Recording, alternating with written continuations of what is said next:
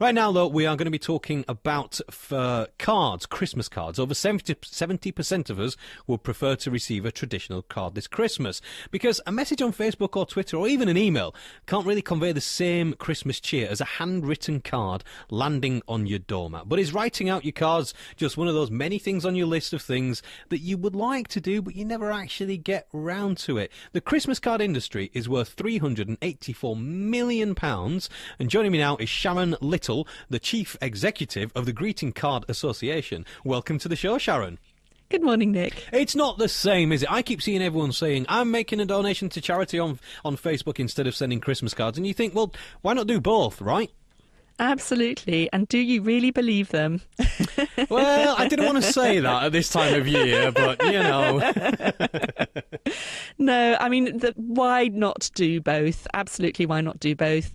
And also, Christmas cards do raise £50 million a year for charity. And also, Christmas cards are a great way for charities to get their names out to all the recipients of the Christmas cards that you're sending. That sounds like a no-brainer, and I've never thought about that. Oh, I get my Christmas cards from charity shops, but the fact that it is sending out the message, that's a really key part of this, isn't it? Absolutely, it's sending out the message. So I think, yes, we send Christmas cards of all shapes and sizes. They don't necessarily have to be charity Christmas cards. You can certainly give your donation direct to the charity, but I would definitely send a Christmas card because it is far more personal. They're such an important part of our Christmas displays in the home, and when we've received a card through the letterbox, we open it, we get a lovely handwritten message from someone. It really feels special. You know, it's a personal connection. Personal maybe, but here's a couple of things, okay? There are those people, I don't do this and I frankly don't understand it, but there are some people that send cards, that's all they do. They send a Christmas card, but then they have no other meaningful contact with people the whole year. That feels a bit empty, doesn't it? Well, I don't know. I think there are some people that we don't see from year to year. Maybe they're just too far away to visit.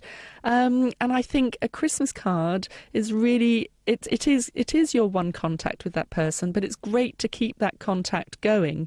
You know they're still around for a start. Right, that's a good point, actually. They've not popped the clogs in the meantime. No, that's a good point. And I suppose the other thing as well is that it's a lovely thing to receive, but this time of year, I don't know if you finding this, I don't think I've ever been busier in all my life. It's ridiculous. I got married a couple of months ago, so it's my first Christmas with another half. The old ball and chain, the missus, and she's making me write cards and stuff, but I'm so busy this time of year. It's the worst time of year to be sending cards to people.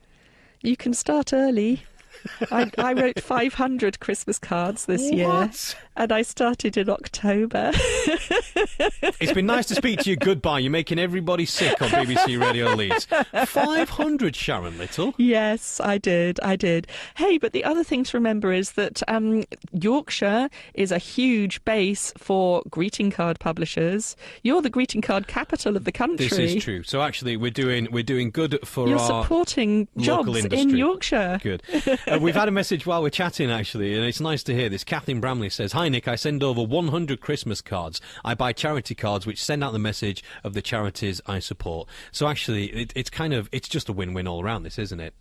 I absolutely agree, and I think also, you know, when you've got those cards in your home, in the display, each of those cards represents that person in your life, in your room. So I think that's such a lovely thing. We feel surrounded by the well wishes of all of our friends and family, because Christmas is a time of family, isn't it? It's a time of family and friends and reaching out to other people. Sharon Little, she's the CEO of the Greeting Card Association. You're making me feel terrible for complaining constantly about the fact that I've had to sit down and write cards. So I haven't got you a card.